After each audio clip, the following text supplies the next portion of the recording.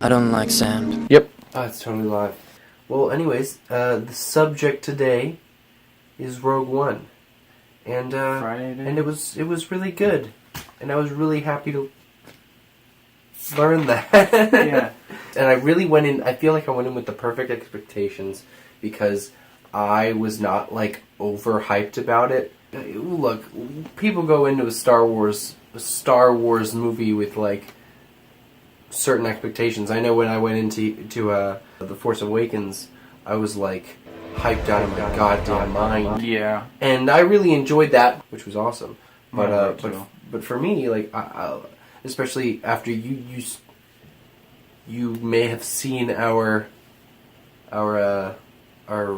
reaction. I don't know if we can put it. We'll put it. We can Make put it- it somewhere make it around there. It'll be there. It'll be there, maybe. Eventually. Be there. But, I was a little underwhelmed from the earlier promotional material for the movie. But as things went on, I was kind of warming up to it a little more. We'll talk more about the promotional material later, actually, in the latter half of this. But, I figured we'd just start with some of the basics, like, how the plot fared. The plot is pretty much exactly what you expect it to be. Yeah. In a relatively good way. It functions perfectly. Right off the bat, they had no opening crawl, and I was immediately satisfied with that because it made me. As soon as it started, I realized. No, I think they hit it really perfectly because they did the A Long Time Ago in a Galaxy Far, Far Away. Yeah, exactly. And then so it was like Star Wars, but then it was like, huh? And yeah, and right from there, I was like, okay, you know what? I think they're going about this in a way that's really a good balance of kind of keeping the feeling of Star Wars, but then with kind of like giving it its own slight flair, and that's kind of continue with like the use of on-screen titles and some certain stylistic flourishes. Titles the to kind naming for the planets. I think they kind of did that to cover for the fact that the whole first 30 minutes is like really a bit choppy. Like it was just like planet, planet, planet, planet, planet.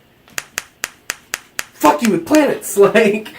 And I think that's probably a lot of stuff you kind of have to, in retrospect, think about the fact that they reshot things for this movie.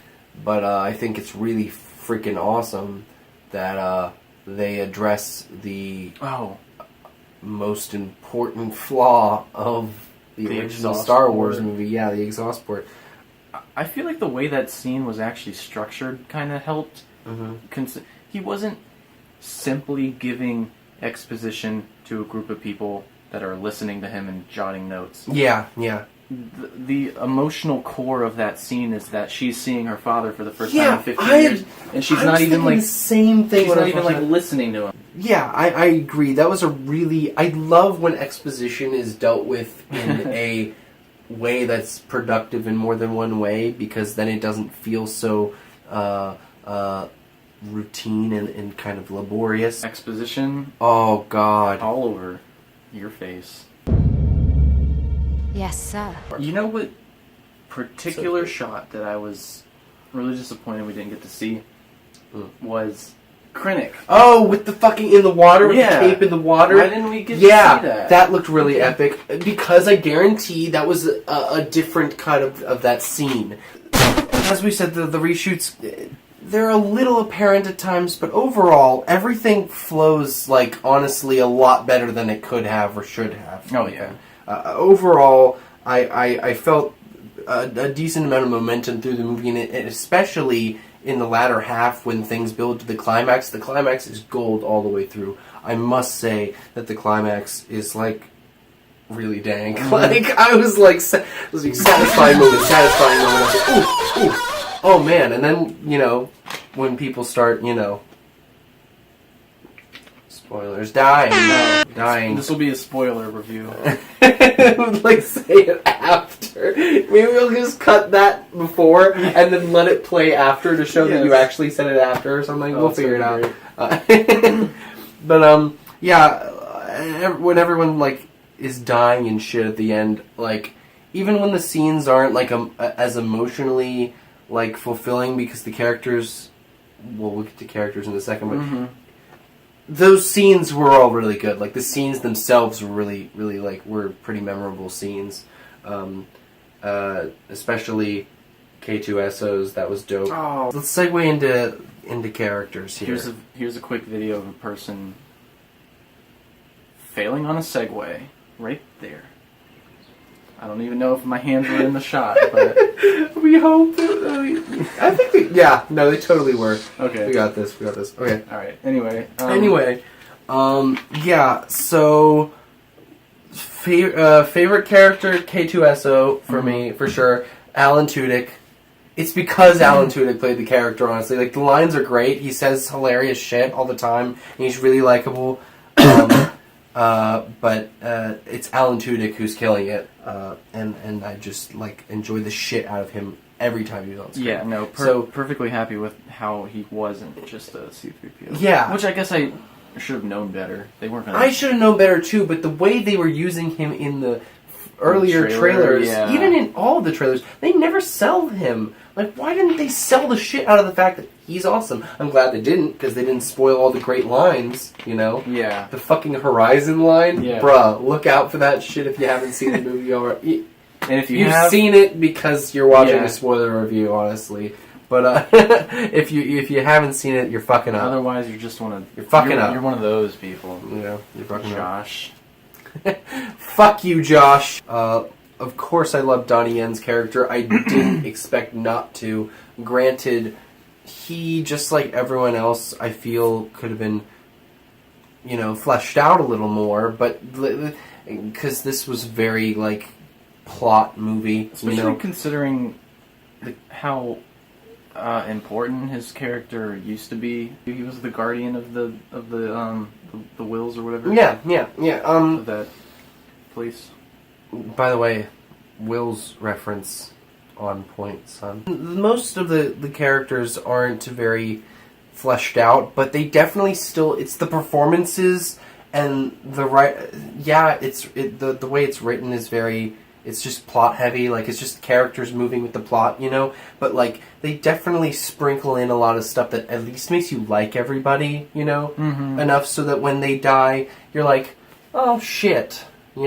Fuck, he's dying. Oh no, he's dying. Oh fuck. Even the fucking pilot. I know they didn't develop him at all, and he got the shit out of the stick, but and maybe it's just because I love Riz Ahmed so much, because The Night Of was fucking spectacular, and I was just really attached to him after that.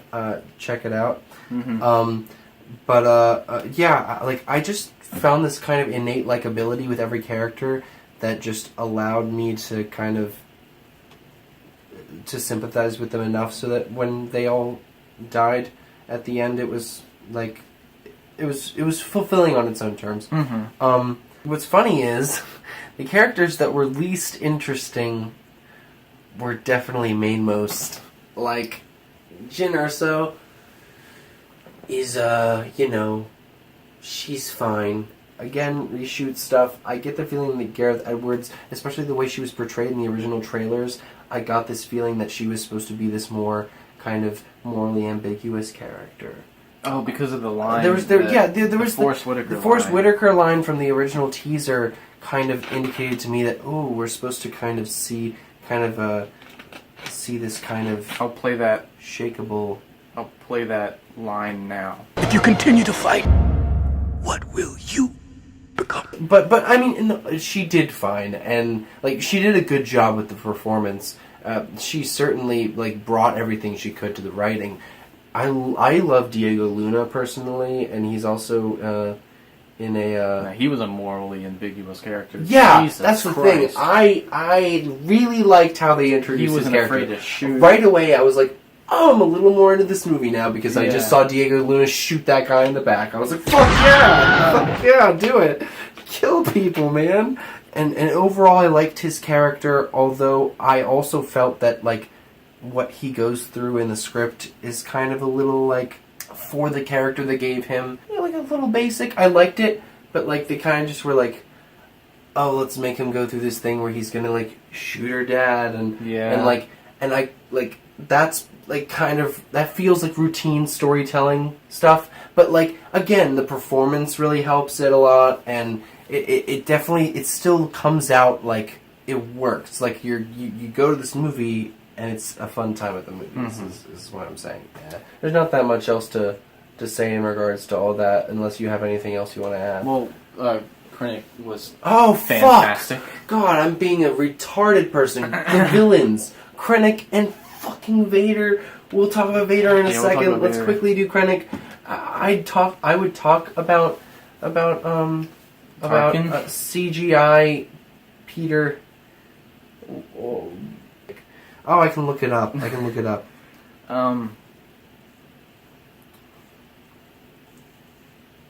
can start on. Oh, the you know thing. what?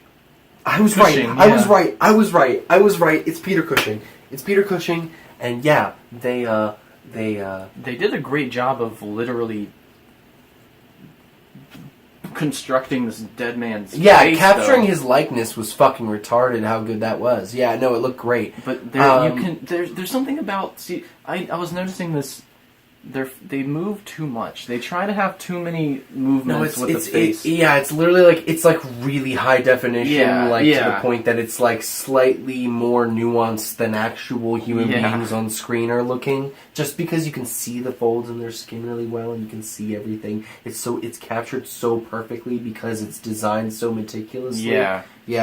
Wait, Or what? wait, yeah, go. No, what were you gonna say? CGI Leia. Okay, while we're on CGI characters, we'll quickly do CGI Leia. Yeah, CGI Leia didn't even look as good Did not look as great. Peter Cushing, honestly. She looked like a PS3 character. And she's not even dead. We actually have to cut in with some breaking news. Actress Carrie Fisher has died. Princess Leia has made the jump into hyperspace.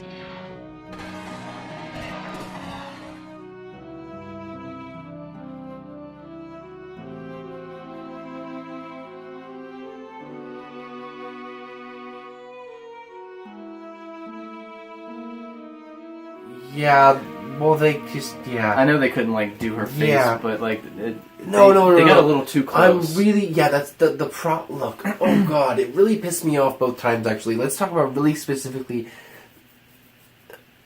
shout out to Chris Stuckman really quick, because Chris Stuckman pointed this out to me. When they first introduce the character of Tarkin, he's looking at the glass, and all you can see is the CGI reflection. That would have been If all the scenes baller. with him were like in like poor lighting and stuff, just like stuff so that you didn't have to notice it that he was so CGI, but they would put you in the face. So they would put him in your close. fucking face. Yeah. And Leia, God, when they showed her from behind and she was in the dress, it was like, oh, that's perfect. Oh, that's perfect. She can just take the thing and say a thing and walk away. But instead, she turned around and looked right up in the camera and said, "Hope." And I was like, oh, God. Da-da-da-da-da-da-da. Yeah, no, so, anyways, fucking Krennic was good. Yeah. Honestly, he had a really good intro. They had this really good, like, just the opening scene where they introduce him, he definitely comes off as intimidating, but he also then proceeds to kind of get,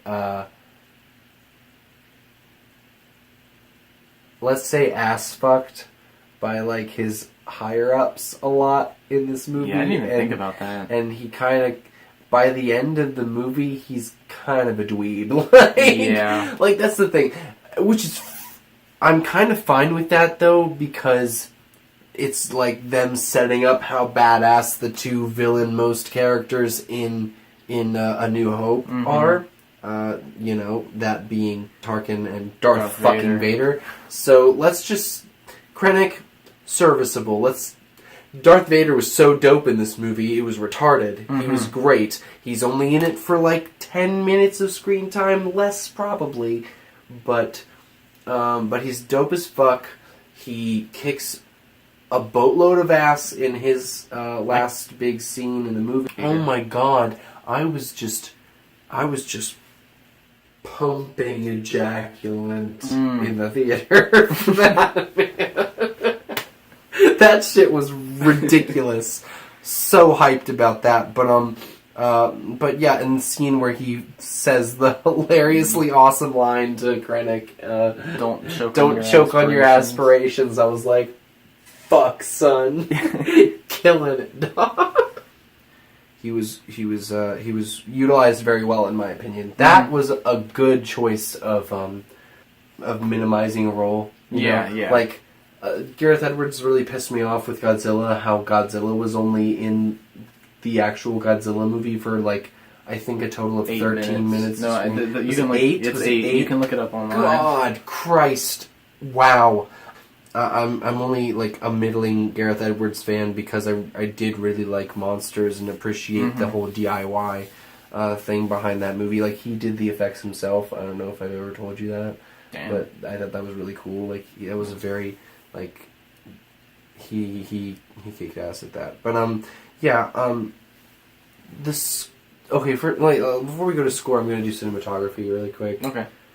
It was gorgeous as fuck. Like, I thought that when I saw the very first promotional material, the very first teasers and everything for this movie, the fucking dog fights are cool as fuck. The fucking effects all around, barring, I mean, I know we said the effects for Tarkin were really good, but, like, you know, barring like, the people effects and shit, just, like, big fucking shots of, like, things of massive scale, and Gareth Edwards does that kind of thing so well, and again, like, I knew it was going to look good, but yeah, I just wanted to kind of affirm that really quick. I honestly thought the score was a lot more memorable, at least for the first setting. Like, yeah, that's the thing. I noticed that the score for me, a lot of people have actually said they like the score more in the latter half, but I actually noticed the score more in a good way in the former half. Yeah. In a few earlier scenes.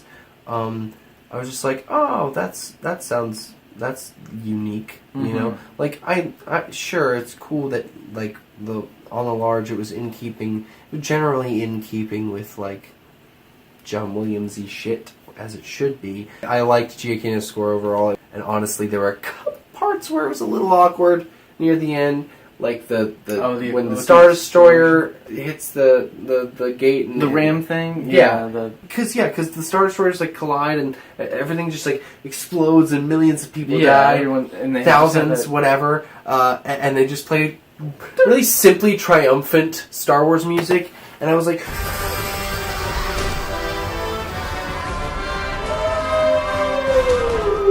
I don't know if that's really the way you would sum that up sonically. You know, it's pretty savage. Like, holy fuck.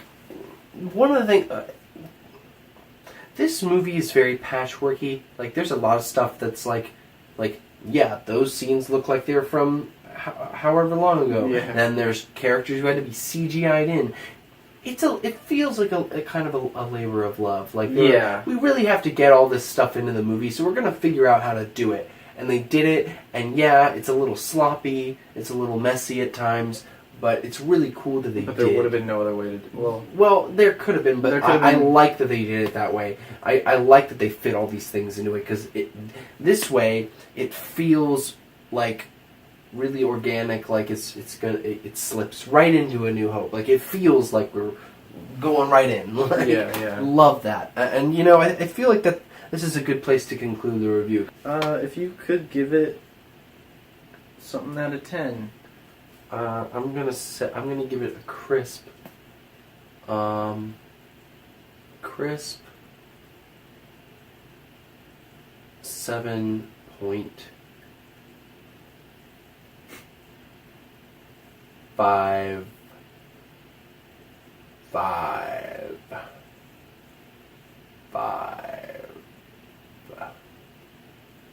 7.555. Yeah, this is kind of a weird. Yeah, I was gonna say like 4, but I don't know. Never mind. That was a weird rating system. I gave it that because I thought that it's more than serviceable, because like I could have been bored, and for the large majority of the movie I was not. I was entertained, I was engaged, performances were good across the board, things came together a lot more nicely than I expected. If it had came out the way that I thought it was going to come out when I saw the earliest trailers and stuff, I would have given it a 4.5, but or whatever. But I was pleasantly. I'm going to use the word satisfied, but I'm going to be like a light satisfaction.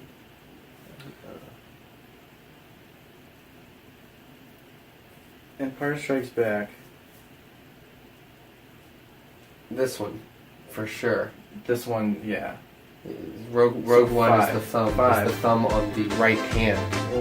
So we're gonna give it one. We're gonna give it a thumbs up. Thumbs up, one everyone. thumbs up.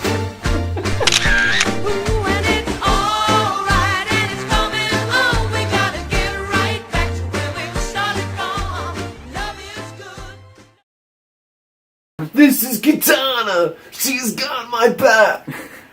Best luck not getting killed by her. Her sword traps the souls of its victims.